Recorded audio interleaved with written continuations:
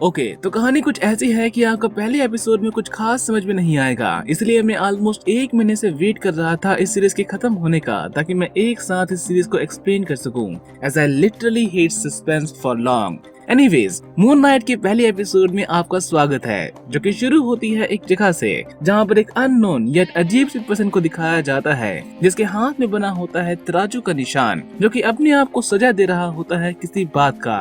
और सजा का मतलब है अपने जूतों में कांच के टुकड़े डालकर चलना, जैसे कि इसे पश्चाताप हो रहा हो किसी बात का। और फिर यहाँ से सीन शिफ्ट होती है एक घर की तरफ, जहाँ पर हमें स्टीव ग्रांट नाम के पर्सन को दिखाया जाता है। और ये बंदा तो पहले वाले से भी हटकर है, मतलब कि कोई अपने पैरों में बेड़ियां डालकर सोता है क्या? इसमें इस बेचारे की कोई गलती नहीं होती, क्योंकि जब इसकी आंख लगती है तो वो किसी और ही जगह पर खुलती है, और अपनी इस नींद में चलने की बीमारी का इसके पास कोई इलाज भी नहीं होता, एटलीस्ट अभी के लिए। पर ये बंदा होता बड़ा कमाल का है, जो कि काम करता है एक म्यूजियम में, और ज्ञान तो इसमें जैसे कूट कूट कर भरी होती है, स्पेशली पिरामिड्स और प्राचीन वक्त को लेकर, जिसकी कोई भी कदर नहीं करता, स्पेशली इसकी खड़ूस बॉस तो कतई नहीं। बट ऐसा नहीं है कि इसे कोई भी पसंद नहीं करता, जैसे कि ये लेडी तो इस पर लट्टू होती है और इसे अपने साथ डिनर पर चलने के लिए कहती है शुक्रवार की शाम को।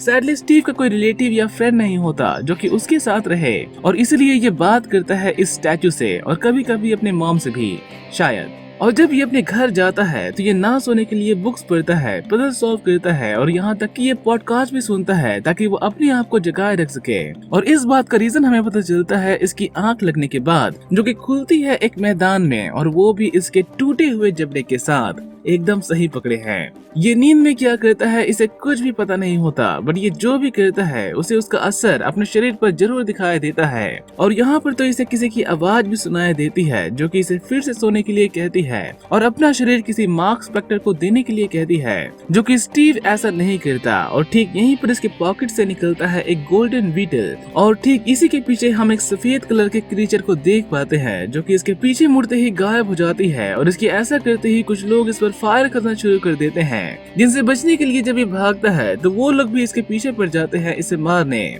जिससे बचने के लिए ये भागते भागते एक गांव जैसी जगह पर जाता है, और उन्हीं सभी लोगों के बीच में घुलने मिलने की कोशिश करता है। और ठीक यहीं पर हम उस पर्सन को देखते हैं जिसे हमने स्टार्टिंग में देखा था, और कुछ वजहों के लिए सभी लोग उसकी काफी इज्जत करते हैं यहाँ पर। इसलिए स्टीव उसे चुपचाप ऑब्जर्व करने लगता है और देखता है कि वो बंदा कोई साधु संत जैसा पर्सन है, जिससे सभी लोग अपना भविष्य जानने के लिए मिलते हैं कि उनकी आत्मा पवित्र है या पापी। जिसे जानने के लिए ये उनके हाथ में एक छड़ी रखता है, जिसके ऐसा करते ही उसके हाथ में बना हुआ एक तराजू हिलने लगता है, और उसके बैलेंस होकर रुकने पर ये उसे पुण्य आत्मा बताता है कि उसकी आत्मा पवित्र है। और सेम यहीं पर वो लोग भी आ जाते हैं जो कि स्टीव को ढूंढ रहे होते हैं उसे मारने के लिए, और इसीलिए ये उनसे बचने के लिए और भी अंदर जाने लगता है भीड़ के, जहाँ पर एक ओल्ड लेडी भी अपनी किस्मत जानने की बात करती है। बट इस बारी वो तराजू एक तरफ झुक जाता है लाल होकर, मतलब कि इसकी आत्मा पापी है, जिसके लिए वो लेडी कहती है कि उसने आज तक कोई भी गलत काम नहीं किया।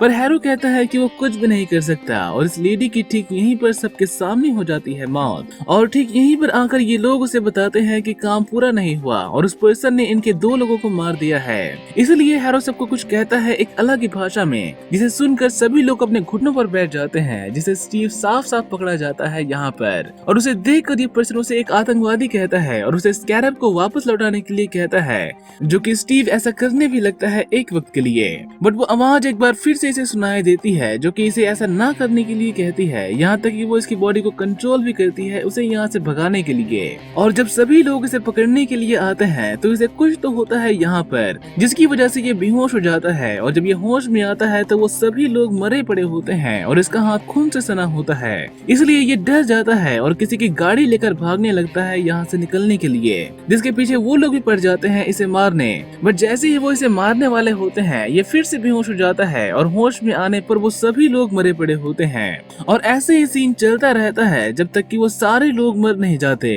और डर की वजह से जब ये जागता है तो ये अपने घर में होता है अपने बेड पर क्या वो सारी घटना सिर्फ एक ड्रीम थी या फिर कुछ और ही माजरा है जिसके बारे में इसे कुछ भी नहीं पता। और ठीक यहीं पर इसकी नजर पड़ती है अपने गोल्ड फिश पर, जिसे देखकर ये हैरान हो जाता है कि वो इतनी जल्दी बड़ी कैसे हो गई। यहाँ तक कि ये तो उसे उसे पेट शॉप भी लेकर जाता है, जहाँ की ऑनर इसकी अजीबोगरीब बातें सुनकर थोड़ी सी गुस्सा हो जाती है। और जब ये यहाँ से निकलकर डेट पर जाता है तो वो लेडी नहीं आती, जिसे जब ये कॉल लगाता है तो वो इस पर भड़कने लग जाती है कि वो 2 दिन पहले मिलने वाले थे, आज नहीं। मतलब कि स्टीवन के पिछली 2 दिन की याददाश्त को किसी ने रबड़ लेकर मिटा दिया है और इसलिए इसे कुछ भी समझ में नहीं आता कि ये सब क्या हो रहा है उसके साथ। और यहाँ से उदास होकर जब ये घर जाता है तो इसकी नजर फर्श पर पड़े निशान पर जाती है, जिसको जब ये फॉलो करने लगता है तो इसे एक बंद जगह मिलती है, जहाँ पर इसे एक बैग और एक सेल फोन मिलता है, जिसमें सिर्फ एक ही पर्सन को कॉल किया गया होता है, जिसका नाम होता है लैला। इवन कि वो अब भी इसे कॉल कर रही होती है और इसके कॉल उठाने पर वो इस पर भड़कने लग जाती है कि वो महीनों से उसे कॉल लगा रही है और वो उसका रिप्लाई क्यों नहीं कर रहा। और साथ ही वो इसे माँ कह के बुलाती है, जिसे इसे कुछ भी समझ में नहीं आता।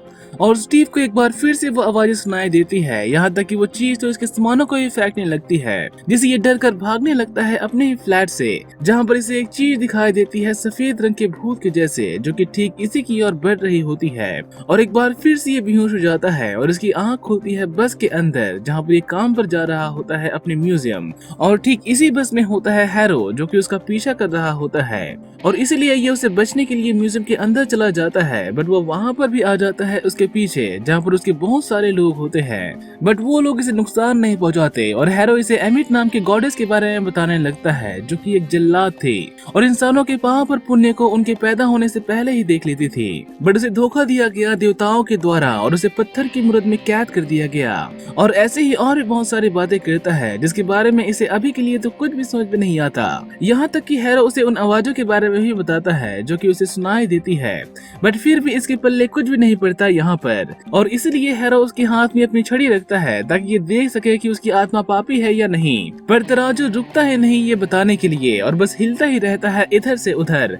और कुछ देर बाद जब म्यूजियम में और भी लोग आते हैं तो ये भाग जाता है वहाँ से।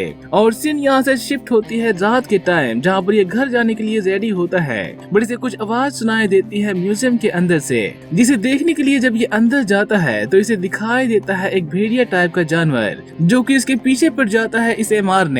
और हैरो की आवाज में कहता है कि अगर वो उसे स्कैरल लौटा देगा तो वो उसे जाने देगा।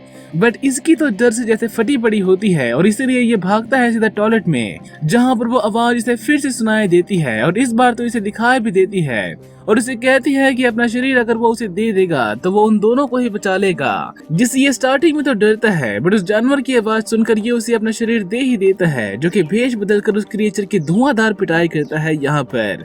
और ये पहली एपिसोड हो जाती है खत्म और अगले एपिसोड की शुरुआत होती है थोड़े से फ्लैशबैक के साथ, जहाँ पर स्टीव की बॉडी को पोजेस करता है ये बंदा और उस क्रिएचर की जमकर धुलाई कर देता है। और उससे डरते हुए जब स्टीव की आंख खुलती है तो वो अपने आप को अपने घर के अंदर पाता है और वो भी अपने बेड से बंधा हुआ। इसलिए ये आईने में खुद को देखता है और बातें करने की कोशिश करता है उस पर्सन के साथ, जस्ट टू चेक कि जो भी उसने देखा वो सब कुछ सच था या नहीं। और जब इसे कोई भी रिप्लाई नहीं मिलता तो ये उसे सपना समझकर निकल जाता है अपने काम पर, जहाँ पर वो लोग कुछ जगह को सील कर रहे होते हैं, जिसके लिए जब ये पूछता है कि क्या हुआ तो वो लोग टॉयलेट की तबाही वाली बात बताते हैं कि किसी ने उधम मचाई है पूरी रात वहाँ पर। और इस बात से ये भी समझ जाता है कि वो सब कोई सपना नहीं था और इसलिए ये सिक्योरिटी गार्ड से रिक्वेस्ट करता है कि वो सीसीटीवी रिकॉर्डिंग को चेक करे। और ये यहाँ पर खुद को देखता है कि वो काफी डरा सहमा हुआ है और भाग रहा है इधर से उधर, बट सरप्राइजिंगली वो क्रिएचर कैमरा में रिकॉर्ड नहीं होता। और जब टॉयलेट से बाहर निकलता है तो इसे लगता है कि बाथरूम में तोड़फोड़ करने वाला यही पर्सन है, पर इसके खिलाफ कोई केस नहीं बनाया जाता, बल्कि उससे भी बुरा काम किया जाता है और इसे काम से बाहर निकाल दिया जाता है तोड़फोड़ के लिए।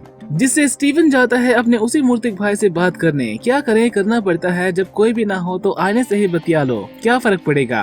एनीवेज, इसे बातें करते करते इसके मन में ख्याल आता है कि जो चाबी उसे उसके घर में मिली थी, अगर वो उसका ताला खोज ले तो उसे बहुत कुछ पता चल जाएगा जो कि उसके लाइफ में चल रहा है। और उसी की तलाश में ये जाता है एक बैंक में, जहाँ पर लोग अपने सामान को रखते हैं जमा करके। और वहाँ पर जाते ही ये सब कुछ एक्सप्लेन करने लगता है, जिससे ये गार्ड कहता है कि वो उसे जानता है और उसे सब कुछ बताने की जरूरत नहीं। और जब स्टीव अंदर जाकर एक लॉकर रूम को ओपन करता है तो उसे बहुत सारी चीजें दिखाई देती है, जैसे कि कई सारे सूटकेस, एक बैग और एक बेड भी, जिसे जब ये ओपन करता है तो उसमें से निकलता है एक गन और साथ ही एक पासपोर्ट भी, जिसमें इसका नाम होता है मार्क।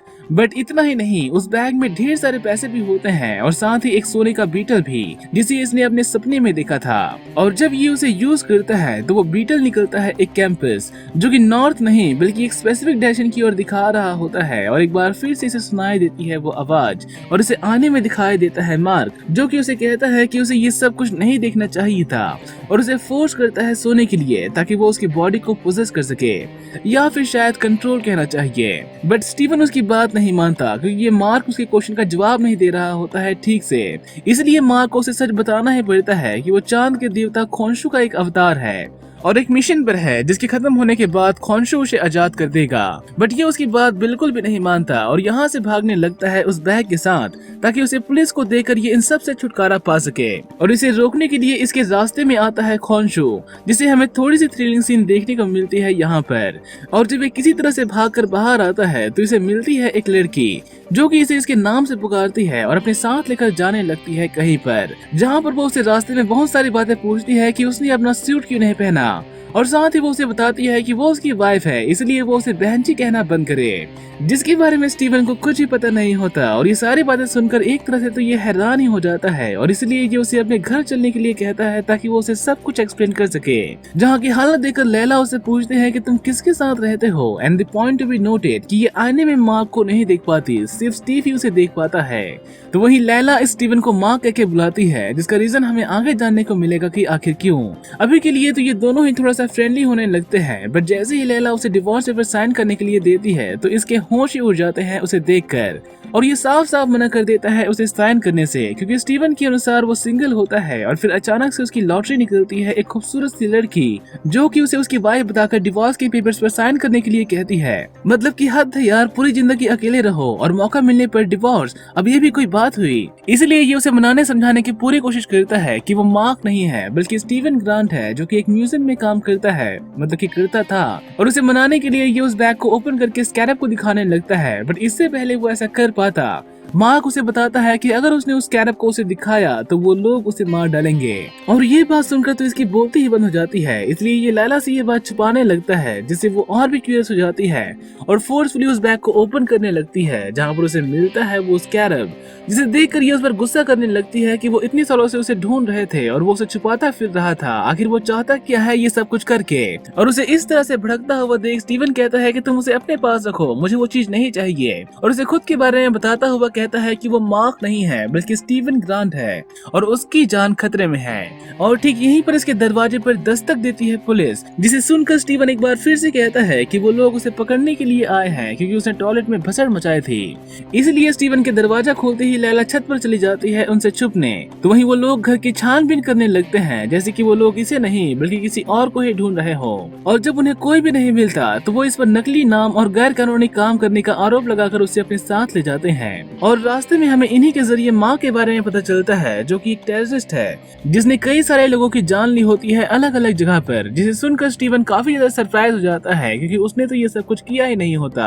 और ये लोग उसे पुलिस थाने लेकर नहीं जाते बल्कि किसी और ही जगह पर लेकर जाते हैं, जहाँ पर मार्क से एक बार फिर से कहता है कि वो उन दोनों को बचा सकता है और ऐसा करने के लिए उसे अपना शरीर देने के लिए कहता है, जिसके लिए ये साफ साफ मना कर देता है उसे टेररिस्ट कहकर। और ठीक यहीं पर आता है हैरो। एक्चुअली ये लोग उसे हैरो के पास लेकर आए होते हैं, जो कि स्टीवन को कार से बाहर निकालता है और उसे ढेर सारी बातें बताता है मार्क, खोंशू और एमिट के बारे में। और यहाँ पर कहानी का मोस्टली बेस फॉर्म होता है, जिसे मैं शॉर्ट में समझाता हूँ। दरअसल खोंशू और एमिट इजिप्शियन गॉड होते हैं और ये दोनों ही मुजरिमों को सजा देते हैं उनके पापों के अनुसार। बस फर्क इतना होता है कि खोंशू उन्हें उनके जुर्म करने के बाद मारता है, तो वहीं एमिट उन्हें उनके जुर्म करने से पहले। जैसे कि एक बच्चा अगर बड़े होने के बाद 30 साल की उम्र में जुर्म करता है तो एमिट उसे आज ही मार डालेगी ताकि वो नौबत ही न आए। और उसके इस अत्याचार को रोकने के लिए सभी देवताओं ने उसे कहीं पर कैद कर दिया होता है। और ये हैरो होता है उसी का एक अवतार, जो कि उसे आजाद करना चाहता है ताकि हिटलर जैसा इंसान कभी पैदा ही न हो। और उसके लिए उसे चाहिए होता है वो सोने का बीटल, जो कि एक कैंपस होता है जिसके जरिए एमिट की कब्र को ढूंढा जा सकता है। और इसी को रोकने के लिए खॉन्शू ने मार्क से एक सौदा किया होता है। बस गलती उससे ये हो जाती है कि मार्क को दिमागी प्रॉब्लम होती है और इसलिए वो कभी मार्क बना रहता है तो कभी स्टीवन, और इसी की वजह से स्टीवन को कुछ भी याद नहीं होता। और यहाँ पर हैरो जब उसे उस स्कैरब को मांगता है तो उसे लेकर आती है लैला और उसे मार्क को देकर सूट पहनने के लिए कहती है ताकि वो इन सब से लड़ सके, जो कि स्टीवन को पता नहीं होता कि ये सब कैसे करते हैं, इसलिए ये सिर्फ भागते हैं अपनी जान बचाकर। जिन्हें रोकने के लिए हैरो एक बार फिर से समन करता है अपने इजिप्शियन भेड़िए को, जिसे बचने के लिए मार्क उसे खुद को शरीर देने के लिए कहता है ताकि वो उसे और लैला को बचा सके। तो वही लैला भी इसे फोर्स कर रही होती है सूट पहनने के लिए, जिससे इसका दिमाग फटा जा रहा होता है कि कौन सा सूट। और जब वो भेड़िया इस पर अटैक करता है तो ये खुद ही चिल्लाने लगता है सूट सूट, जिससे इसे खॉन्शू का कवच तो नहीं मिलता बट इसे काम चलाओ एक प्रोटेक्टिंग सूट मिल ही जाता है, जिसका इस्तेमाल करना इसे बिल्कुल भी नहीं आता। और इसलिए ये बस पीटता है उस भेड़िए से, जिसे सिर्फ यही देख पाता है और कोई नहीं। और मार खा खा कर जब ये थक जाता है तो ये फाइनली अपना शरीर दे देता है मार्क को, जो कि उस क्रिएचर को अपने पीछे लगाकर कहीं पर दूर ले जाता है और सही मौका मिलने पर उसका दी एंड कर देता है। और जब ये अपने पॉकेट्स को चेक करने लगता है स्कैरब के लिए तो वो इसके पास नहीं होती, और वही सेम स्कैरब हैरो को मिलती है, जो कि एक पर्सन को मार डालता है उसे हाथ लगाने के लिए। तो वहीं स्टीवन मार्क से अपने शरीर को वापस मांगता है, जो कि जब उसे नहीं देता तो वो फोर्सफुली उसे छीनने की कोशिश करता है, जिसके लिए मार्क बताता है कि सिर्फ वही पर्सन अपने शरीर का इस्तेमाल करने के लिए दूसरों को दे सकता है जो कि खुद उसका मालिक हो। और साथ ही कहता है कि जब उसका काम पूरा हो जाएगा तो वो हमेशा हमेशा के लिए उसके लाइफ से चला जाएगा। और इसके मनाने के बाद भी जब स्टीवन उसकी बात नहीं मानता तो मार्क उस पर काफी गुस्सा करता है। और उसके जाने के बाद हमें पता चलता है कि मार्क मजबूर है खॉन्शू की मदद करने के लिए, क्योंकि अगर इसने ऐसा नहीं किया तो खॉन्शू अपना काम निकलवाने के लिए लैला को अपना अवतार चुनेगा, जो कि मार्क बिल्कुल भी नहीं चाहता। और सिंस की वो स्कैरब अब हैरो के हाथ लग चुकी होती है तो ये भी इजिप्ट जाते हैं एमिट को उससे पहले ढूंढने, और ये एपिसोड हो जाती है खत्म। और आगे के और भी एपिसोड्स पाने के लिए सब्सक्राइब करें इस चैनल को and turn on the notification bell for the latest videos. Till then have a great day ahead.